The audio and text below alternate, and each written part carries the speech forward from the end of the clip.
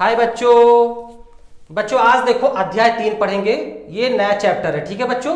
नया चैप्टर क्या है? दो चर वाले रैखिक समीकरण युग्म, जो इंग्लिश में कहते हैं pair of linear equations in two variables. ठीक है बच्चों।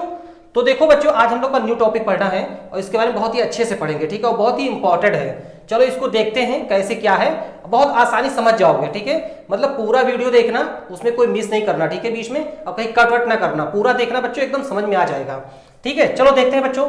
तो जैसे वो बच्चों मैंने यहां लिखा क्या है, दो चर वाले रैखिक समीकरण युग्म, मतलब pair of linear equations in two variables. मतलब इसमें बच्चों सबसे पहले तो ये टर्म देखो, दो चर वाले, ये चर क्या होता है बच्चों? सबसे पहले हमसे समझना है कि ये चर क्या है बच्चों। दो टर्म होता है, एक चर होता है और दूसरा होता है अचर होता है, ठीक है बच्चों। चर कहते हैं, इंग्लिश में कहते हैं इसको वेरिएबल कहते हैं और इसको कहते हैं कांस्टेंट वैल्यू, ठीक है। तो वेरिएबल वैल्यू उसको कहते हैं बच्चों, जैसे एक्स वाई, मतलब वो जो उसका वैल्यू होगा वो वेरी करेगा। जैसे एक्स वाई जेड इस तरह से कोई नंबर माने तो ये वेरिएबल होता है, मतलब एक्स की वैल्यू कुछ भी हम रख सकते हैं, ठीक है बच्चों। और जो बच्चों फिक्स वैल्यू होता है उसको अचर नंबर कहते हैं। जैसे एग्जांपल के लिए 1 2 3 4 5 ए बी सी डी, ये सब फिक्स वैल्यू माना जाता है, तो इसको कहते हैं अचर कहते हैं, समझे। तो चर में क्या हो जाएगा बच्चों, एक्स वाई जेड इस तरह से मानते हैं, जो इसकी वैल्यू वेरी करेगा, समझे, फिक्स नहीं होगा। और ये वैल्यू होता है, जैसे एग्जांपल के लिए देखो 1 2 3 4 इस तरह से ए बी सी, ये सब क्या है बच्चों, ये सब फिक्स वैल्यू है, तो ये होते अचर होता है, ठीक बच्चों। अब देखो बच्चों, तो ये तो हो गया। अब देखो समझते हैं आगे। तो इसमें दो, अब बोल रहा है बच्चों कि दो चर वाले रैखिक समीकरण। रैखिक समीकरण किसको कहते हैं बच्चों? मतलब ऐसा समीकरण जिसके अंदर जो वेरिएबल होगा, जो चर होगा, उसका पावर 1 होना चाहिए, ठीक है बच्चों। तो ऐसे समीकरण का क्या कहते हैं? रैखिक समीकरण, ठीक। और जैसे अगर रैखिक समीकरण का, अब देखो, अब पूरा पढ़ो, दो चर वाले रैखिक समीकरण, मतलब दो चर होंगे और रैखिक समीकरण होगा, मतलब दोनों वेरिएबल का पावर 1 होना चाहिए, ठीक है बच्चों। अब उसका कैसे लिखते हैं, एक जनरल इक्वेशन लिखते हैं, उसके बाद बताते हैं, ठीक है। तो देखो बच्चों, रैखिक समीकरण किसको कहते हैं? दो चर वाले, देखो A X plus B Y plus C equal to 0, इसको कहेंगे रैखिक समीकरण if A is not 0 B is not 0, ठीक है बच्चों। और दूसरा जो ए बी और सी, ये क्या होंगे? तीनों रियल होंगे बच्चों, वास्तविक संख्या। तो इस तरह के इक्वेशन को क्या कहेंगे? रैखिक समीकरण, ठीक है बच्चों। तो ये हो गया डिफिनीशन बच्चों। अब मान लो कोई एक एग्जांपल लेते हैं, जैसे एग्जांपल के लिए देखो x plus Y equal to 1, ये क्या है? एक रैखिक इक्वेशन है, रैखिक समीकरण है बच्चों, जैसे मैंने भी जनरल इक्वेशन बताया था। अब इसके अंदर देखो बच्चों, अगर a देखेंगे, a क्या है? 1 है, b क्या है? 1 है, c क्या है? -1 होगा, ठीक है बच्चों। अब देखो बच्चों, अगर इसको हम थोड़ा इसको सिंप्लीफाई करें, इसको इधर ले जाएं, मतलब ये इक्वल के कुछ पार्ट को इधर ले जाएं और कुछ इधर, जैसे मान लो इधर y को रोकते हैं और x को इधर लेके जाते हैं, तो देखो y इक्वल टू लिख सकते हैं बच्चों 1 माइनस x, ठीक है बच्चों।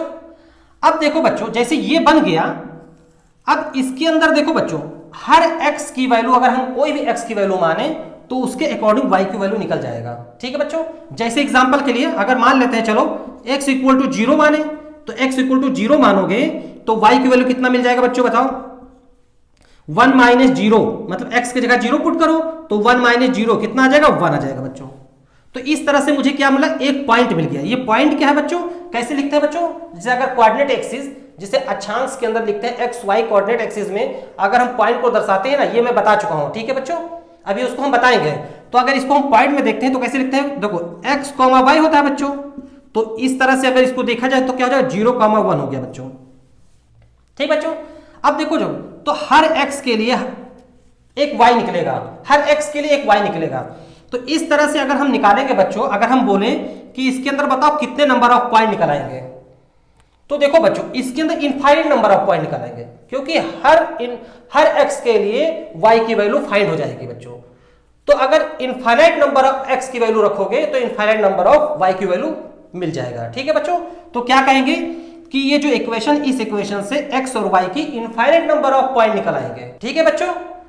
अब देखो बच्चों, जैसे ये जो रैखिक समीकरण होता है, अगर रैखिक समीकरण को अगर हम ग्राफ के द्वारा रिप्रेजेंट करें, ग्राफ में इसको कैसे बनाएंगे, क्या होता है बच्चों, तो देखो सबसे पहले मैं बता देता हूं बच्चों, जो रैखिक समीकरण होते हैं वो हमेशा स्ट्रेट लाइन बनता है, ठीक है, एक सीधी रेखा बनेगा।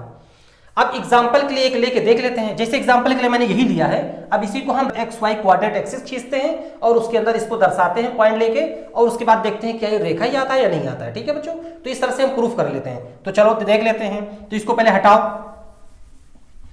यही एग्जाम्पल लेंगे जो मैंने भी लिखा, मतलब एग्जाम्पल ले लेते हैं बच्चों, क्या x plus Y equal to 1। ठीक है, और इसको ग्राफ रिप्रेजेंट करते हैं और देखते हैं कि यार सही में क्या रेखा आ रहा है, अभी पता चल जाएगा। ठीक है, तो देखो बच्चों, सबसे पहले तो इसको ग्राफ खींचने के लिए क्या करना होता है कि देखो ग्राफ पे अगर कोई लाइन खींचना है या उसका कर्व पता करना है बच्चों, तो कम से कम 3 पॉइंट निकालना पड़ता है। मतलब 3 मानो x की वैल्यू, मतलब कुछ मानो x की वैल्यू, फिर एक और मानो, इस तरह से 3 x की वैल्यू मान लो और उसी के अकॉर्डिंग y की वैल्यू फाइंड कर लो। तो इस तरह से पॉइंट निकालेगा बच्चों। ठीक है, तो क्या करेंगे, पहले x की वैल्यू मानेंगे। तो देखो सबसे पहले एक टेबल बनाएंगे। टेबल कैसे बनाएंगे, देखो बच्चों, कम से कम 3 पॉइंट।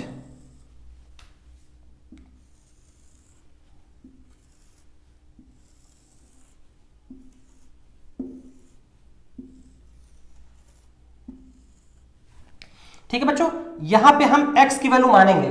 ठीक है, ध्यान रखना मानेंगे। और यहां पे y मतलब इसको थोड़ा सा सिंप्लीफाई कर लो। देखो implies that y equal to लिख सकते हैं 1 माइनस एक्स लिख सकते हैं। ठीक है बच्चों, सिंपल। तो यहां पे लिख दे, देखो y इक्वल टू लिख देंगे 1 माइनस एक्स हो जाएगा। ठीक बच्चों, अब हम यहां पर क्या करेंगे, x की वैल्यू मानेंगे। मान लेते हैं x की वैल्यू 0 है। ठीक है, तो y की वैल्यू कितना हो जाएगा बच्चा, बताओ बच्चों। अगर x 0 मतलब यहां पर x 0 पुट करेंगे तो 1 माइनस 0 कितना आ जाएगा बच्चों, 1 आ जाएगा। ठीक, सिंपल। अगर x की वैल्यू मान लेते हैं 1 है, ठीक है, x की वैल्यू 1 तो यहां माना, तो y की वैल्यू 1 माइनस 1 कितना हो जाएगा, 0 हो जाएगा बच्चों। ठीक, सिंपल। इसी तरह से देखो बच्चों, अगर हम यहां पे x की वैल्यू 2 मान लें, ठीक है, x की वैल्यू क्या मान ले बच्चों, 2। जो x की वैल्यू 2 मान लो, तो x की वैल्यू 2 मानोगे तो 1 माइनस 2 कितना हो जाएगा बच्चों, -1 हो जाएगा। ठीक है, ये होगा ना, -1 हो जाएगा बच्चों। ठीक है, तो इस तरह से मैंने क्या मान लिया, ये 3x की वैल्यू मान लिया, उसी के अकॉर्डिंग y की वैल्यू फाइंड हो गया। अब इसको x y कोऑर्डिनेट में हम देखते हैं। ठीक है बच्चों, तो देखो इधर बनाते हैं। अब ध्यान से देखो,